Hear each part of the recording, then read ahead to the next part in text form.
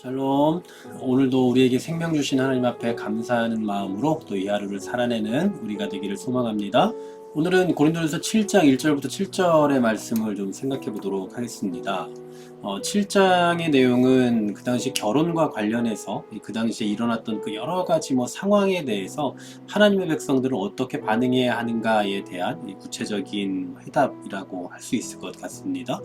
아마도 고린도 교회는 사도 바울에게 독신으로 사는 문제에 대해서 질문을 했던 것 같습니다.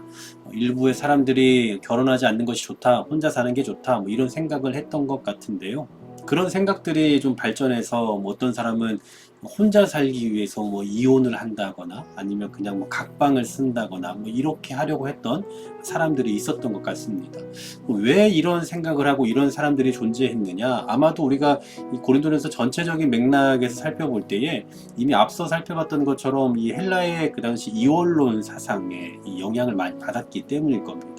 이 헬라의 이원론은 영혼과 육을 구별을 하지 않습니까? 그래서 영혼은 선하지만 몸은 약하다, 악하다라고 생각을 해요. 그래서 영적인 사람이 되기 위해서는 육적인 일을 금해야 한다. 그러니까 일종의 이 금욕주의적인 사고를 가져야 된다라는 거죠. 그래서 몸으로 하는 일은 다 더럽기 때문에 몸으로 행하는 일은 금해야 한다라고 생각을 했던 것 같습니다. 그래서 결혼도 하지 말아야 되고 또 각방을 써야 되고 이런 식으로 생각했던 사람들이 아마도 있었을 거다라는 거죠. 하지만 결론적으로 말씀드리면 이러한 생각은 바른 건강한 기독교적인 생각은 아닙니다. 실제로 이 잘못된 이 그릇된 이원론적인 생각을 갖게 되면 주로 둘 중에 한 가지로 빠질 확률이 높죠. 하나는 이제 방종하는 길로 가는 거. 이것도 우리가 이미 앞서 생각해 봤던 거죠. 방종한다. 우린 자유를 얻었다 라고 생각하면서 방종하는 삶으로 가든지 아니면 그와는 완전히 반대되는 형태로 금욕주의적인 형태로 나아가게 되는 겁니다. 오늘 이 7장은 어쩌면 그 금욕주의적인 형태로 나타나는 그 반응에 대한 이 사도 바울의 답변이 아닌가라는 생각이 드는데요. 먼저 1절 말씀해 보시면 남자가 여자를 가까이 아니함이 좋다라고 말씀을 하죠. 그러니까 어떤 사람이 독신으로 지내는 것은 괜찮다. 아니 어쩌면 이것은 좋은 일이다. 환영할 만한 일이다 라는 거예요.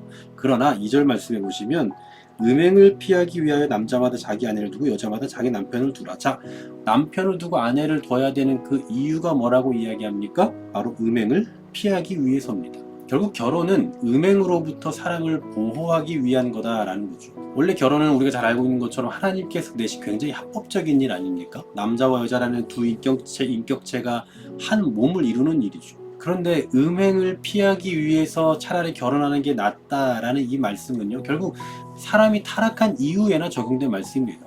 정말 이 결혼이라는 이 두 사람이 하나가 된다는 너무나 고귀한 일을 그냥 타락한 사회 가운데서 발생하는 그 문제에 대해서 이 결혼이 유익한 점이 바로 여기에 있다. 이렇게 말해야 되는 굉장히 참 가슴 아픈 이야기가 아닐까 싶습니다. 그러면서 사도 바울은 3절부터 5절에서 결혼 생활을 이제 구체적으로 어떻게 해야 되는가에 대한 이야기를 하고 있습니다. 특히 4절에 아내는 자기 몸을 주장하지 못하고 남편이 하며 남편도 그와 자기 몸을 주장하지 못하고 그 아내가 한다. 분방하지 말아라. 기도할 틈을 얻기 위해서 얼마 동안 하되 다시 합하라. 이런 식의 말씀을 하고 있어요. 근데 여기에서 가장 핵심적인 메시지는 뭐냐면 저 3절이 아닐까 싶습니다. 남편은 그 아내에 대한 의무를 다하고 아내도 그 남편에게 그렇게 할지라. 어느 한편만 책임을 다하는 것이 아니라 서로 간의 책임을 다해야 한다라는 점을 명시하고 있죠. 그러면서 그 당시에 이 사람들이 행하고 있던 그런 여러 가지 형태들에 대해서 구체적으로 설명을 해주고 있습니다. 분방에 대한 이야기를 하기도 하고요. 또 합의상 얼마 동안은 할 수 있다. 그러나 다시 합해야 한다와 같은 아주 뭔가 상세한 그 내용들에 대해서 말씀해주고 있습니다. 그러면서 아주 핵심적인 메시지를 하죠. 가장 마지막에 보시면 나는 모든 사람이 나와 같기를 원한다. 그러나 각각 하나님께 받은 자기의 은사가 있으니 이 사람은 이러하고 또 저 사람은 저러하다라고 말씀을 합니다. 모든 사람이 나와 같기를 원한다라고 하는 이 부분을 가지고 이제 바울은 아마 독신이었을 것이다 라고 또 그렇게 이야기를 하지만요. 많은 성경학자들은 말하기를 바울이 이미 결혼을 했을 걸로 보고 있습니다. 바울이 공회원이었던 그런 전력들이나 이런 것들을 살펴보면 그 당시에 조건이 결혼한 사람이었기 때문에 아마 바울은 결혼했을 것이고, 그리고 오늘 이렇게 남편과 아내의 관계에 대해서도 상세하게 말할 수 있다는 건 그의 경험을 바탕으로 했을 것이다 라고 또 생각을 하는 거죠. 그렇다면 뭐 바울은 적어도 지금 이 본문을 쓰고 있는 그 당시에는 이 아내가 없었을 걸로 보이는데요. 그게 뭐 사별을 했다거나 아니면 예수를 믿는다는 이유 때문에 뭐 추방을 당했거나 뭐 그런 등등의 여러 가지 상황들이 있을 거다라고 생각을 하지만, 뭐 중요한 것은 사도 바울은 지금 이 말씀을 통해서 무엇을 말하고 싶은 거냐 하면, 우리는 각각 하나님께 받은 은사대로 행해야 한다라는 거예요.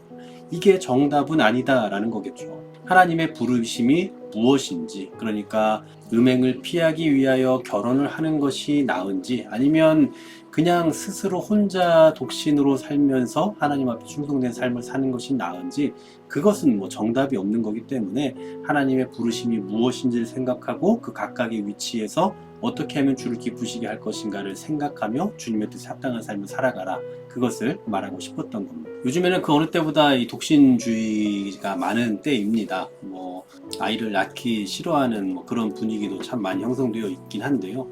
우리 신앙인들이 뭐 결혼을 하냐 하지 않느냐 뭐 이런 부분도 좀 많이 고민해야 되는 부분이긴 합니다만, 우리가 독신을 주장하는 그 이유가 단순히 어떤 사회적인 분위기나 아니면 사회 속에서 결혼하면서 살아가는 갈대에 뭐 갖게 될 그 여러 가지 어려움들 뭐 이런 것들보다는, 하나님께서 나를 어떻게 사용하실지에 대한 주님의 뜻에 합당하게 살아가기 위한 그 방법이 무엇인가, 그것이 결혼을 통해서 가능한 일인지 아니면 독신으로 가능한 일인지에 대해서 고민하면서 그 안에서 또 정답을 내리면 참 좋겠다라는 생각을 해봅니다. 다만 오늘 본문은 단순히 뭐 결혼을 앞둔 사람들 뭐 아니면 결혼한 사람들에게만 이렇게 적용할 수 있는 부분은 아니니까요. 가장 마지막에 말씀하고 있는 각각 하나님께 받은 자기의 은사가 있다. 이왕이면 나와 같으면 좋겠지만 각각에 맞는 하나님께서 주신 은사가 있으니 그에 합당하게 살아가는 것이 가장 지혜롭다. 그러나 가장 중요한 것은 뭡니까? 어떠한 삶을 살든 주님의 뜻에 합당하게 살아가는 삶의 지혜가 필요하다라는 사실입니다. 오늘 여러분들이 살아가는 그 삶의 방식과 삶의 자리에 정답이라는 건 없는 것 같습니다. 여러분들이 살아가시는 그곳에서 주님의 뜻에 합당하게 살아간다면 그것이 가장 귀한 하나님의 백성다운 삶의 모습일 겁니다. 오늘도 여러분이 있는 그 자리, 여러분들이 행하는 그 일이 하나님 보시기에 가장 합당한 일이고 가장 기뻐하실 만한 일이다라는 그 확신을 갖고 그 안에서 더 지혜롭게 주의 뜻을 합당하게 감당해내며 살아가기를 소망하는 마음으로 이 하루를 살아내는 우리 모두가 되길 간절히 소망합니다. 하나님, 그렇습니다. 우리를 주님의 백성 삼아주신 분도 하나님이시고, 우리를 지금 이 자리에 있게 하신 분도 주님이시며, 우리의 가정과 우리의 직장을 허락해 주신 분도 하나님이신 줄로 믿습니다. 우리의 각각 받은 은사가 다르니 그 주신 은사대로 더 합당하게 주님을 섬기며 우리에게 맡겨진 그 자리를 소중히 여기며 살아갈 수 있는 우리 모두가 되게 하여 주시옵소서. 예수 그리스도 이름으로 기도하옵나이다. 아멘.